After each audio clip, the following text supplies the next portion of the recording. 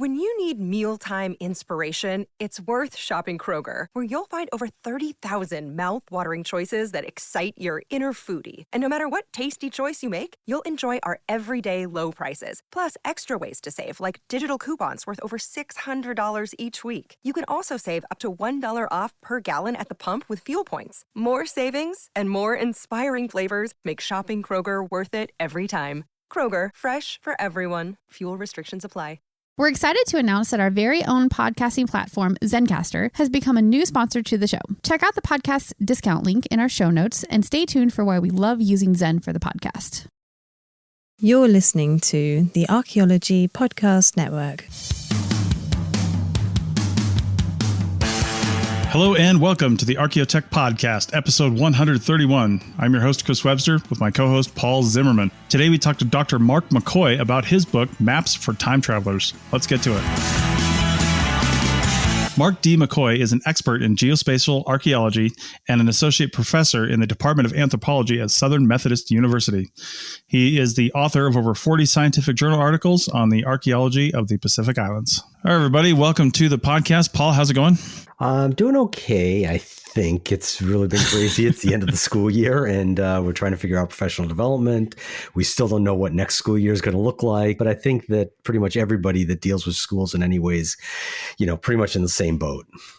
Yeah. So good. I like to mention that it's Tuesday, June 16th as we're recording this because things are changing so rapidly, but we'll talk about what I'm doing in the, we haven't had an app of the day segment for a while, but I have an app to talk about this time that I am just floored by. So we're definitely going to at least mention that app in the app of the day segment and our wrap up in segment 3. But it has to do with some fieldwork I did this weekend, which included 2 firsts. 1, my brand new RV, and 2, absolutely annihilating a deer doing 85 in a rental car. Yikes. So ruin the car, ruin the deer. So we'll talk about that in segment 3, though. In the meantime, let's talk about time travel, or at least the book, Maps for Time Travelers, which I think is a fantastic title by Dr. Mark McCoy. Mark, welcome to the show. Hey, thanks. My pleasure to be here. Yeah. So why don't you tell us about this book? What's it about? Give us your elevator pitch for this book. Yeah, this book is an introduction for a general audience on what we in archaeology would call the geospatial revolution. So it's really an introduction to how we use all kinds of tools like geospatial tools like GIS, like GPS, all kinds of remote sensing, drones, geophysical survey. Just kind of puts all that into a kind of a format that just about anybody can pick up and understand. Yeah, that's a lot of stuff that we talk about on the regular on this podcast. So it was fun reading the book and seeing how you synthesized, what we tend to talk about in little bits and pieces when you try to make an overarching narrative. So who is your intended audience for this particular book, and why did you feel the need to cater to them in the particular way of a book, a full book length, as opposed to like what we're doing with our podcast or Twitter or whatever else? Right. I should say I'm a big fan of your podcast. And I think, this kind of format, you guys get to really drill down into the nitty gritty of, archaeologists practicing today. The technology is always a moving window. And what can we use it for? What's it good for? What's it not good for? Mm. And that's a great internal conversation for us all to have. And one of the things that I realized a few years ago is there's no real way that we're kind of making those conversations more transparent to anybody who's, interested in archaeology, but their only image of archaeology is kind of Indiana Jones, right?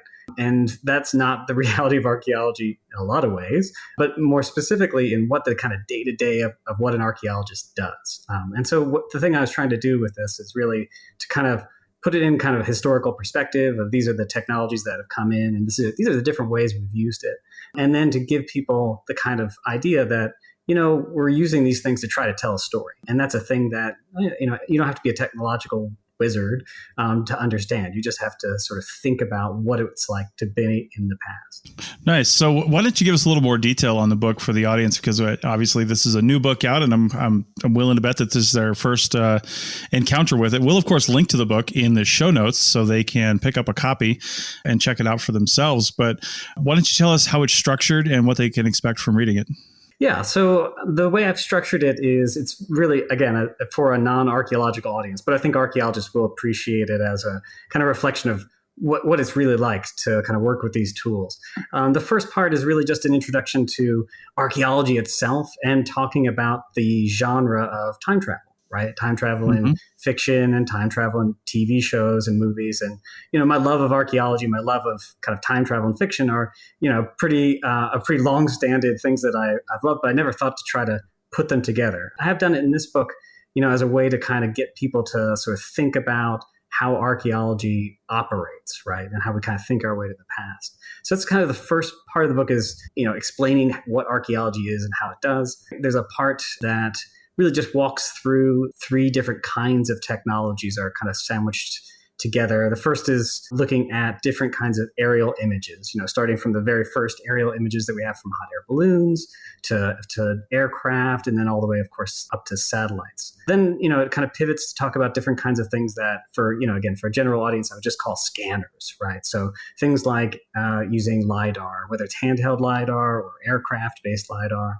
and geophysical scanning and all the different tools that we use for geophysics. And then there's a chapter that's really, it's about GIS, it's about digital mapping, but it's also about kind of the way that we create these kind of digital worlds, right? And to use these tools is more than just mapping, right? It's also very much creating a database and creating an imagined version of the past. So that's one section really just talking about the technology. Then there's a section that I have to say for me was the most fun to write, which is I have 3 chapters where I'm talking about the places where I think we're applying these technologies the best. This isn't a book about I do talk about my research, but it's a book about all the different folks who do work with the technology, including guests you've had on the program are certainly featured in here. And so it goes around the world, different topics, different places, but really centering on 3 main things that I think we're doing really well with it, which is one is looking at mobility, looking at travel and looking at peopling and things like that. Another thing that I think we're using it very well, looking at food, right? Looking at the environment, environmental kind of archaeology and those sorts of things. And then the third one is looking at society, ancient societies. That's kind of reconstructing ancient cities, and then also kind of sensory things, view sheds and other ways to think about what it had been like in the past. And then I sort of wrap the whole thing up in the time travel metaphor again, right? Because let's be honest here, physics has been promising us a time machine for a very long time. They have not delivered, right? But look, the thing that we're doing, we're as close as anybody's going to probably get to a time machine. Yeah. But, you got to really invest in it. And you got to think about, what it is. So the last one is a very direct shot at telling the public what I think they need to know about archaeology. Great. Well, one of the things that, it's right there in the title, but archaeologists, we're always dealing with space and we're always dealing with time. And I like how you bring those not as 2 different topics, but really 2 sides of what we essentially do as archaeologists. And you use that to drive forward your discussion the entire way through the book. And for a lay audience, I thought that was a really nice way to structure it to kind of give it a backbone. No, thanks. And, I could also see this being an introductory textbook companion to an undergrad course in archaeology, because it's very readable and it lays forth a simple, easy to follow argument that just rings true based off of our own decades of experience in the field. One of the other ideas, and it's a quote, but you repeat frequently through it, from David Hurst Thomas, is that archaeologists are not interested in finding things, they're interested in finding things out.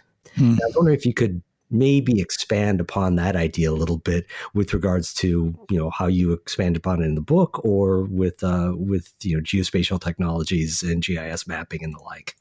Thanks. That's a great question. And I do come back to that a bunch of times because, I think for a lay audience, it's very easy to think that we as archaeologists are always obsessed with things, because that's what we show off in museums and that's what we're always talking about. And if, the news is doing a story, it's about a thing that's been found. And it's always imagined that, it's very precious because it's old. But of course, the thing is, it's probably not that rare, right? When a lot of the technology you guys talk about on the podcast here and that all of us deal with is dealing with the problem that we find lots of things, like too many things, right? And that's what we're often using this technology for, is to be really efficient in trying to record information about those things. And I think for, again, somebody coming cold to archaeology, that's a surprising thing to learn. But also on the kind of time travel side of things, because we're not interested, you would think like, oh, you give an archaeologist a time machine, they must go to the past and then like scoop up all the goodies, right? And take them, which of course is not what we would do with that, right? We would go and we would be like ethnographers, right? If we could, or if we had a time machine, we'd go back and make observations because we want to tell a story. We want it to be about people. So it kind of breaks down, I think, some of those take it for granted that things, again, an intelligent lay audience would look at and go and think that must be what archaeology is like, when in fact, that's not what archaeology. I love these parallels with time travel because I, my wife, whenever we're sitting watching any show or TV or movie or that has anything to do with time travel, I'm just like completely picking it apart because they always get it wrong. The one thing I feel like that we've all taken in, if anybody's ever seen any time travel, is that if I were to go back in time, I would want to touch and manipulate as few things as possible. Everybody says, I want to go back and kill Hitler, but everybody always knows that, if I do that, that's going to have ramifications that aren't necessarily good or bad. They're just, things would be different if, you could go back to Hitler's time and kill a small child that's random and not even written about in history. And that could have ramifications throughout time. So not picking things up is kind of one of the deep-seated things in our brains. But, when it comes down to visualizing archaeology as time travel, which I think all archaeologists have done once or twice in their lifetimes, if not every single time they're on a site. I was just on some archaeology sites this weekend up here in northeastern Nevada.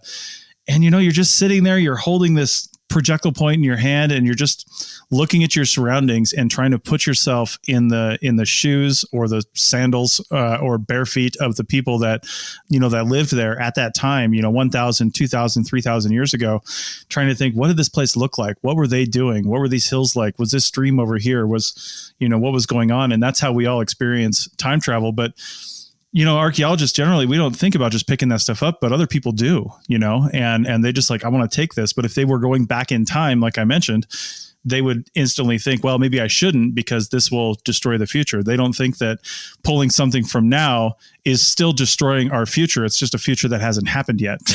So right. I like to think about that. They don't think that they're time traveling, but they are from a, the future doesn't exist yet standpoint. So I don't really know where I'm going with that. It just made me think about it. And it's just interesting to think about things like that. Yeah.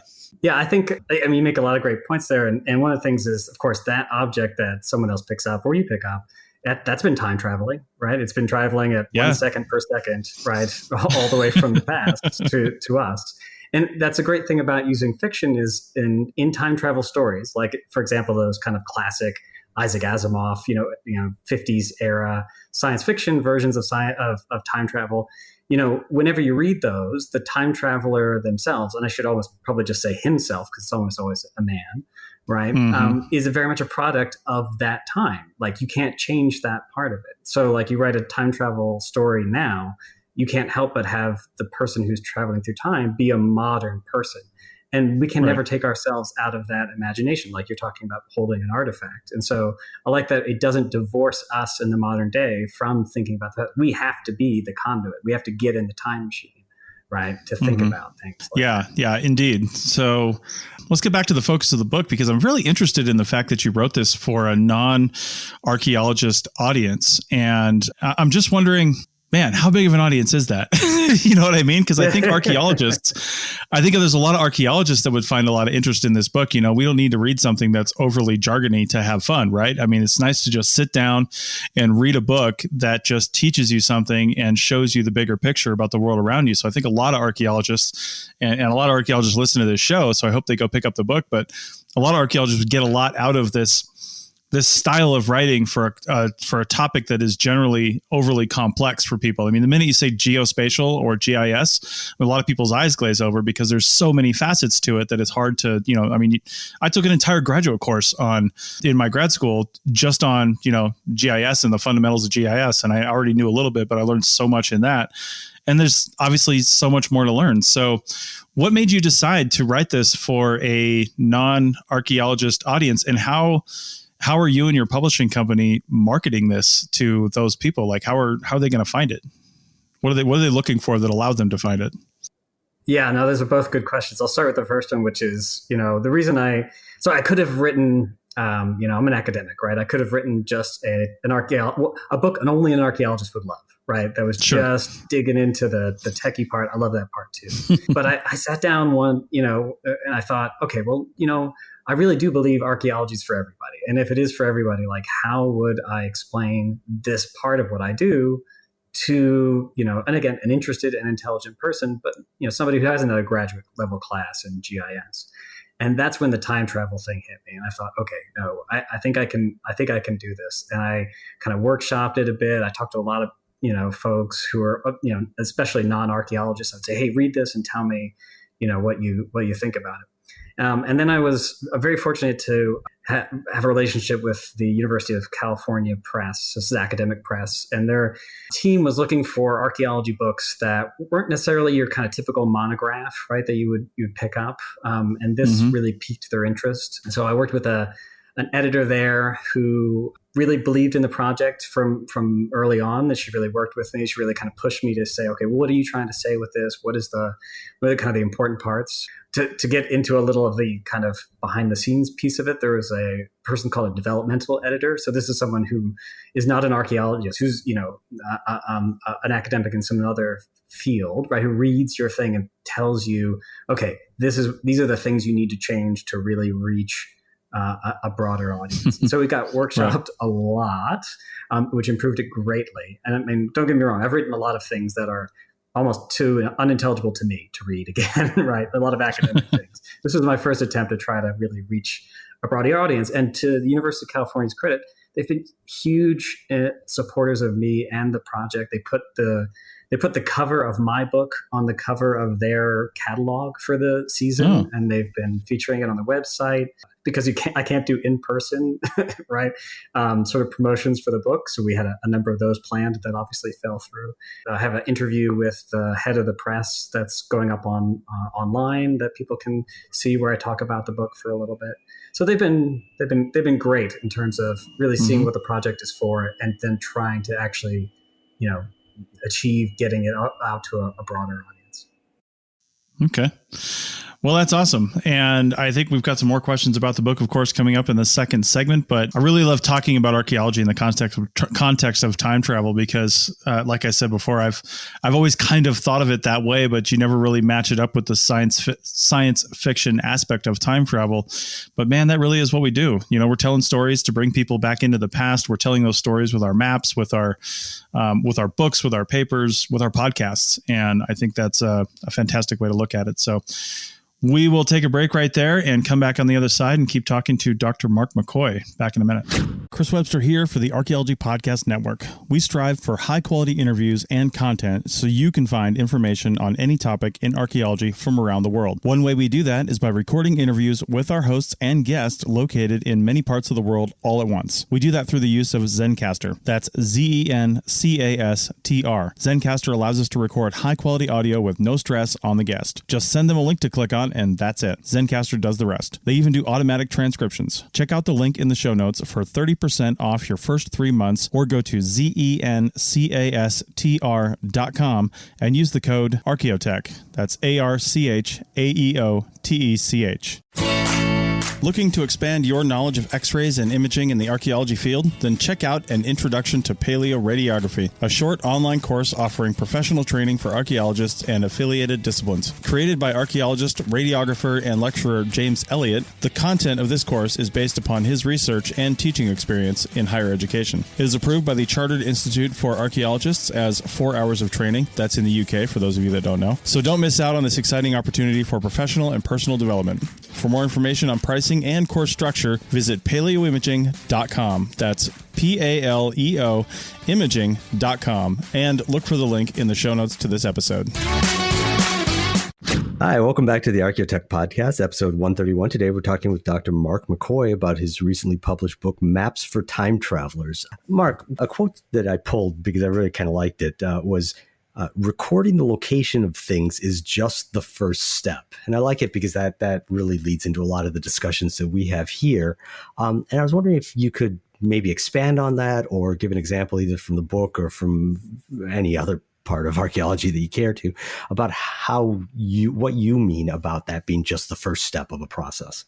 That kind of gets to one of these kind of fundamental things about not just how the public views these technologies and how archaeology might use it, but how we also think about these things, right? So, I mean, it won't surprise you. I like my toys, right? I like to have fun things to use to record the locations of things in the field. I like remote sensing, especially love LiDAR. It's amazing every time. But, that's not the job, right? It's one part of the job, but it's just the beginning. If you know where a thing is, then you know where a thing is. And you don't necessarily know anything more than that until you start layering on context, time, and then you're starting to talk about not just locational, where the thing is, right? Locational data. Now you're talking about locational information, right? And even if you get to that point, right, and you say, okay, I know where a thing is, I know maybe what it is, and I have an idea of when it belongs to, it's still not evidence of anything yet, right? And especially this frustrates me when I see, especially like remote sensing covered in the popular press. LiDAR is evidence of fill in the blank. Well, probably not. Not until you do a lot more work with it and actually turn it from locational data to information to actually setting up a framework, right, to be able to understand that. And we've got a great number of frameworks that, archaeologists have created from the kind of scientific sort of side of archaeology, from the kind of more humanities side of archaeology, that you can apply using these different technologies. So that's one of the reasons why I talk about it as being, just the first step. So that notion of a process, I really like, in the fact that this is a book for avocational archaeologists, interested parties, not necessarily specialists, though, again, as an archaeologist myself, I found it a fun read. That process, though, the mapping, again, it's right there. It's the first word in in the title of the book. But we always start out with these spatial visual representations and then go from there, because that in and of itself isn't enough. Just in the same way that you were saying before, it's not about finding the object; it's finding what that object might mean in a whole wide range of different kinds of meanings. So you do go into some of the tool sets that we use, and obviously anybody that listens to this podcast is used to us discussing various tool sets. And your specialty is GIS. So how does one go about making GIS accessible to a lay audience? One of the reasons I really kind of dove into this project, this book, is, if I'm sitting on an airplane and somebody asks me what I do, and I have to stop and think, okay, do I have to explain what GIS is to this person? And most of the time I do have to explain it, and that's fine. But it's something that we interact with every day, right? You use satellite navigation, you're interacting with a GIS, right? If you go on, not just, Google Maps is a GIS, but then Google Earth is also, it's not quite a GIS, right? It's more of an atlas, right? You kind of can play around and explore with it. So I talk about Google Maps and Google Earth because those are the things where most people are going to interact with a GIS in some fashion. But to kind of dive one kind of level deeper into that is what I try to get across to people is, GIS is just the latest version of how we humans make sense of space and represent it, right? So for, most of the time period where we have written history, right, there are probably people out making maps, and especially obviously the classic historical white paper map. But that's not the only way that we make, maps or representations of space. So I work in the Pacific. We have these great navigational charts. You may have seen them, these stick charts that are made in Micronesia with kind of sticks and shells and things. And the thing is, if you didn't know how to read it, it would just look like a piece of art, right? We as humans have a whole kind of range of creativity. And that's really what I think the digital opens up, is you're not stuck with a static white paper map anymore. You can actually just start over and think about what's a way that's useful for you to think about the world and the space that you're in, right? And that can be done in a kind of a good way and a bad way, right? So one example I talk about in the book is historical maps, right? So you guys may have done this with a GIS before, where you've taken a historical map, it's just a white paper map, and then you put it in geolocated it and put it in real space. And then you could even put it on your tablet or your GPS and walk around on it in real time, right? And you're walking around on a historical map. And that's a fun thing to do for sure. Feels, like walking back in time, right? It definitely has those qualities.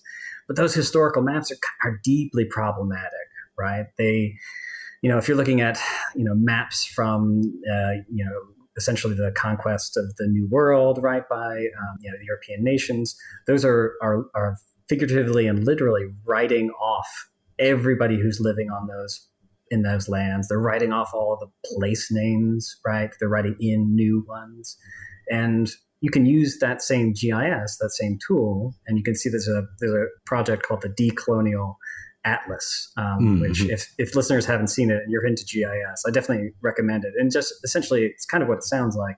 It's taking GIS and it's kind of applying a perspective that is not coming from that kind of explorer colonialist perspective, but flipping the script around, giving native place names and turning perspective around to show the world in a different way, right?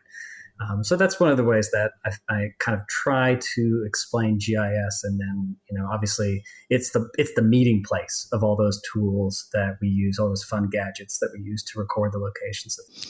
Yeah, and I like to think of GIS as the well, exactly like you said, the meeting place. I've never really thought of it as a meeting place, but it really is like the bucket that we dump everything in so we can relate it all to each other, because we have so many different tools out there. But a lot of those tools have exports and information that we can bring into the GIS in order to see it all in one place. That's why it's a system, geographic information system. Yeah. So, and it doesn't even, I've seen people use it not even necessarily for geographic reasons. The base connecting point might be a place in time, whether it's even just like a state or a city or something like that. But then there's so much more information attached to it. I've seen somebody actually just send me a whole GIS database, basically. That was when I opened it, I said to send me site records, and instead they sent me a GIS zip file that I opened up I use QGIS here at home and in my company, and I just opened it up in that, and the site records were in it. Like, it was just, they were all, you click on it and the site records are linked right inside there. So that's a nice thing that you can do with GIS. And I think getting people to understand that is pretty tough. And it's good, looking at the general public where this was written for. I live over here in Nevada, and I know you went to school in California. And so you're probably deeply aware of forest fires and, the wildfires and things like that can happen. And every time that happens, guess what everybody's looking at? Everybody's looking at a GIS map. They just don't realize it, but a GIS map of the fire progress and the fire lines and where those things are. And it might be in the news or on a website or something like that, but that's what they're doing. And these people are taking in all these disparate pieces of information and bringing it in to make this comprehensive map that lets people know, what's going on and where things are right now. Yeah. And I think it's even more difficult to get across archaeological information, right? So I know, I'm not an expert in California archaeology or Nevada, but as I understand it, if you had, for example, the state database of sites for California and Nevada, and you walked along the border, you would find very different densities of sites that have less to do with the actual density of sites and more to do with how the data was recorded. Maybe that's a problem that's been resolved, but it's not the kind of problem or a kind of thing that you kind of get across to a lay audience because, for one, just the problem of defining a site, right? That's an inherently archaeological problem. We don't even want to talk about it. It's so hairy and such a pain, right? But on a larger scale, we often keep the locations of site secret, at least in the U.S. we do, as a way to protect them. If it's not a well-known site, right, we don't have a good reason to, it's often protected. And that's problematic because it makes archaeology seem a lot more rare than it is, right? All that places where the wildfires are going over, they're going to be sites, all through there. But if you ask sort of average person on the street, they're not going to think that that place is full of archaeological sites, right? Necessarily, it's a wilderness. And that's one of the things I wanted to kind of get across in the book, that archaeology, it's precious, but it's not rare, right? It's everywhere. Yeah. Well, hey, I know we don't want to talk about this. Let me just bring up defining a site for 1 second here, because this goes back to maps, right? Because like I've worked in California. I work a lot in Nevada. In Nevada, 2 artifacts or features or combination makes a site, basically. One artifact or, even one feature without any artifacts can be an isolate, right? Like an isolated feature or an isolated artifact. So 2, generally, when you step across the border into Utah and it's 10 artifacts in a certain class, right, of the same class would be an isolate, but 10 artifacts with more than one class, like you've got lithics and let's say you've got ceramic or something like that, you can have one of each of those and it's an artifact, right? I mean, it's a site if you've got 2 different classes, but the rules get all crazy. And the reason I'm mentioning that is because the BLM basically governs all of Nevada for the most part. There's Forest Service, but BLM is like 90% of the state. So you have to be certified or not certified, but permitted by the BLM to do archaeology here. And the way that they determine where you get permitted, like which BLM districts you get permitted for, is based on your experience that you give them, your experience in prehistoric and historic projects in the context of this map from a book by a guy named Jennings that I think was produced in 1988.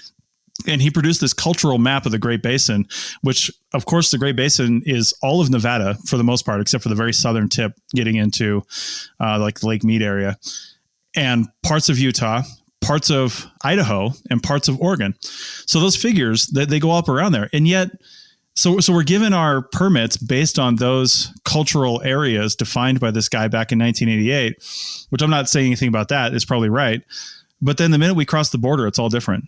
And it's like, why are we even considering state borders when it comes to these things? And it not only is it crazy when you cross the border, like into Oregon, for example, but you're still on BLM land, and yet it's different regulations. It's the Federal Bureau of Land Management, but each state has its own regulations. I just don't understand it. No. And this is why I think projects like DINA or the DINA, DINA, why I think they're so important, right, is they're trying to, they're not necessarily trying to impose one system on everybody, but saying, okay, well, look, let's try to synthesize some of these things on a scale that we archaeologists want to ask questions, right? And we know that people in the past, like people in the present, do not obey state borders. They're going to cross them. I think to do landscape archaeology, right, to think about, or why I do landscape archaeology anyway, is because all things being equal in a person's life, you live your life on the landscape scale, right? You kind of interact with not just one room or one place, but a whole lot of places. And so if you're not scaling archaeology to that, if you're staying in one square unit or one site, or even just a certain definition of site, you're not necessarily going to, how could you hope to capture what it's like to be a person in that place at a certain time? Mm-hmm. Right. I actually wanted to bring back a little bit to the GIS. I mean, I guess we're kind of hinting at it, talking about landscape archaeology here, but when you dump a lot of data into GIS, that's one part, and that's maybe analogous to what that GIS file that you got, Chris, which is great. I mean, it's all in one place, all linked. You can look at it spatially and so on. But then there's the other part of it, which actually dovetails nicely with our last episode about what you do with those data, how you take all that data and you synthesize and you analyze and you mix and match in different ways to try to get at understanding. And that's where that's where some of the really coolest stuff is in GIS. And that's, again, brought up in the second part of the title, and that for time travelers, so that we can use these spatial data and try to understand when, how, why people lived in certain ways in certain places at time, that we're trying to interpret based off of what they've left behind. That was kind of a confused way of stating it, but I do think that you make a very strong case for that, Mark, in the book. That's really the interesting bit for us as archaeologists, isn't just knowing where things were, but why things were. Yeah, I mean, this is another reason that I brought up the time travel, right, and thinking about the past and what it would be like in the past, and those big data sets, which I'm obviously one of the many people who would love to see big and interesting data sets, geospatial data sets in archaeology. But one of the kind of things I think that works against us is the image of archaeologist as treasure hunter, right? As Indiana Jones. Don't get me wrong. I'm of an age where, I'd be lying if I didn't say Indiana Jones is why I got interested in archaeology as a kid, right? And I like punching Nazis just as much as the next guy, but that's obviously not what we do. And we kind of, I thought about just, you could kind of yell blue in the face about why Indiana Jones is a toxic kind of an image of an archaeologist. But I thought, why not fight fiction with fiction? And that's another reason that time travel, look, it doesn't have to be, one thing. And in fact, if you look at kind of fictional time travel on television, for example, now it's a lot more of a diverse kind of cast of characters, and then you have to think about what those modern people, how they might see the past, right? Right. Well, since we're talking about fiction and time travel, a game that we often ask ourselves as archaeologists is like, if you actually had a sci-fi style time machine, where and when would you go? So I'm going to ask you, is there a particular culture, particular time period that you would like to go and be a fly on the wall to try to understand better if you had, your H.G. Wells type of time machine? Oh yeah, sure. Yeah. And that's, I could be pretty specific about that. I would love to be a fly on the wall in old Hawaii. So the Hawaiian Islands, just on the eve of contact with Europeans. I think it's a really interesting place. It's a place where in a matter of, less than 1,000 years probably went from never having seen any humans there to having one of the most complex societies and a unique culture and language. And how that happens in that particular moment in time would be fascinating. But, as I say in the book, I need to make multiple stops, right? I don't want to go to this one place, right? I want to see that progression over many centuries. Right. Yeah. That's like the genie in the bottle thing. You always have to wish for more wishes. I think with your first time travel stop, you have to go about 10,000 years into the future and make sure this is permanent, like get the latest technology. That's right. Just hope we're all still here. Somebody's here by then. So yeah, well, thanks, Mark. This has been great. I hope everybody picks up the book. Again, we'll link to it in the show notes.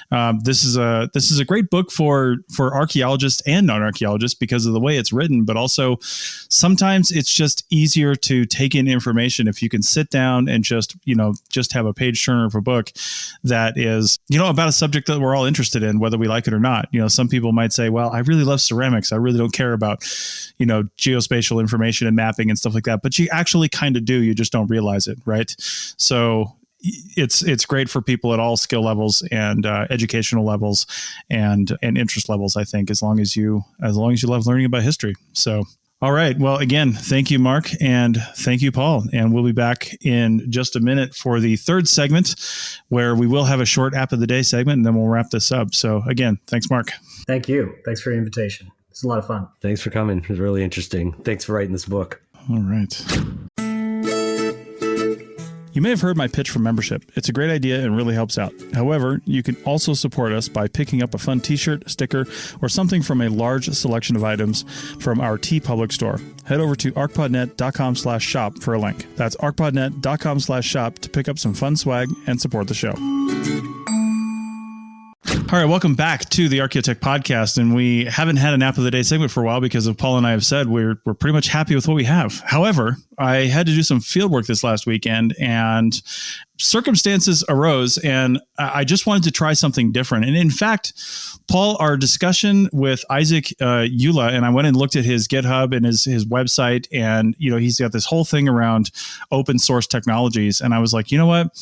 I use QGIS, and he mentioned QField, which I've been very intrigued by because I use QGIS, but QField still only works on the Android devices, and it doesn't have, they don't have an iPhone app for it yet.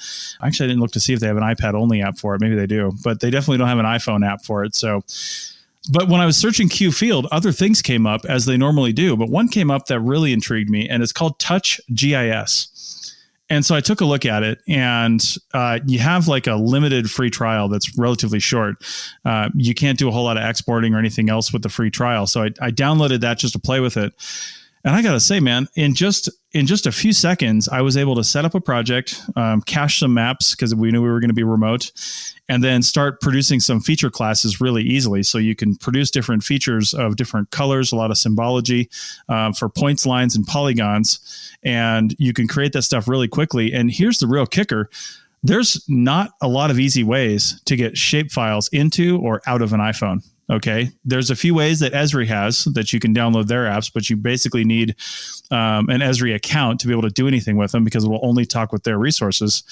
And some of the others are just clunky. Some of the ones I've seen, they're just really, really clunky on how they operate and how they work. This thing was so damn amazing that I just honestly can't believe it. I recorded several sites with it, and only this because technically we didn't need submeter for these sites. It was a particular area that we were recording in by an agency, and since we didn't need submeter GPS, that's the only thing I didn't test was if I had hooked up my submeter antenna, would it have picked that up? But since I didn't need it and we were kind of in a hurry, then I just didn't test it. I didn't have time for it. Plus, as I mentioned in the pre-show, we hit a freaking deer. So that totally destroyed an entire morning for us where we didn't have any access to anything because we were sitting on the side of the highway in the middle of nowhere waiting for a tow truck.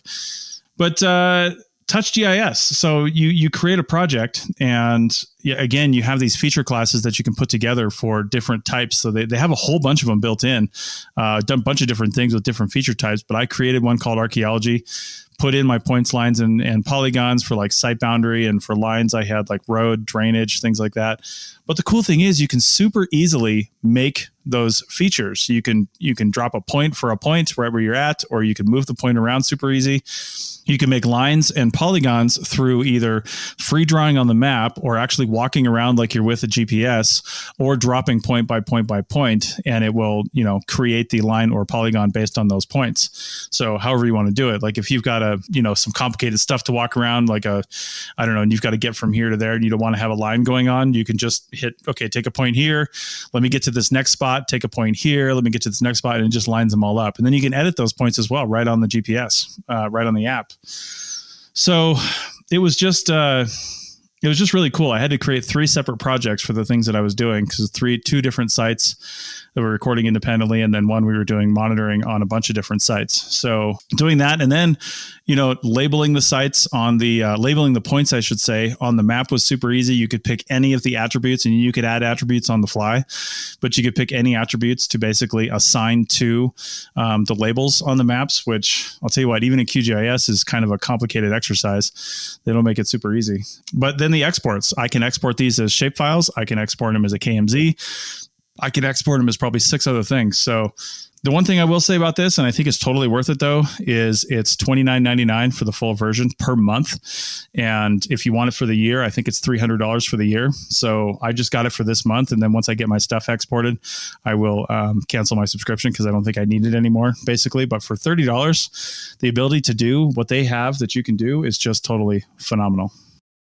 I'm looking at the app here on the App Store, and one of the screenshots they say survey. So it's clearly designed not necessarily with archaeologists in mind, but anybody that has to do any kind of in the field data collection.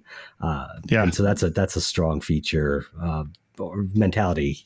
It could be something that you're doing the other way around. You're generating maps sitting at the comfort of your desk, for distribution someplace else. But it looks like they have baked in the notion of taking and creating maps as you go from data that you collect, which brings me to a question for you. You can label the points. Is there any other kind of metadata that you can assign to the points? You can have any number of features at all that you want, any attributes that you either collect yourself or attributes that are automatically collected by the data collection itself. So there's a lot of different things you can put on there. And you brought up a good point too, survey and field data collection, things like that. It really does bring up, it's kind of funny how we just had this conversation with Mark about GIS because this isn't really a GIS. This is a mapping program. A GIS is something, like we said, where you bring in a whole bunch of different things and you basically display and do analysis on them, right? You're not doing any analysis on this. You're simply collecting information and you're exporting that to something where you can do information on it. So it's not really touch GIS, but they call it GIS because when people think of shapefiles and points, lines, and polygons, they think GIS. So, but that's just a term society needs to figure out. Yeah.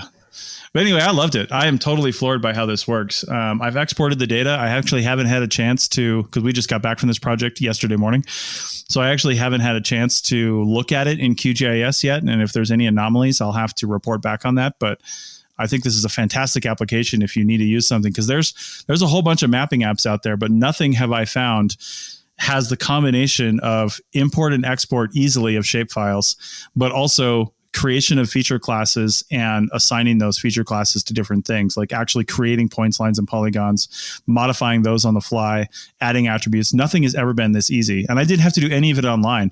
I did it all right on the app, and I could do a lot of that offline on the app. The only thing I couldn't do offline was obviously cache my maps. And in one instance, I was on a site where I forgot to cache maps for that area, and I had to wait until, I just didn't have it. I just didn't have a background map, which was okay. I didn't need it. It's just helpful when you're trying to get previously recorded points and locate those. It's helpful to have the satellite images, but otherwise, I was able to, when we got back into service, because we go over these hills and suddenly we're in cell service, I was able to cache some maps real quick, just down to the tile level, and do that. So it was great. Cool. All right. Well, I think that's it for this week. I got to get going. Paul, thank you. And again, I'll report back on this maybe in 2 weeks, because I'm supposed to have that report turned in before then. So when we record next, I will have done the back end side of this thing, and I'll be able to do that. If you're using any other GIS applications out there that you like for mobile that are just as easy to use, or maybe you've got some that you don't like using at all, let's hear about those too, so we can either warn people against them or something. But let's talk about it. We'd like to hear about all the apps you're using and the tech that you're using out there. So find us in the show notes on Twitter or by email. But for now, Paul, thanks a lot. Thanks to the audience, and thanks Dr. Mark McCoy for coming on, and we will see you guys next time. Take care. Wash your hands.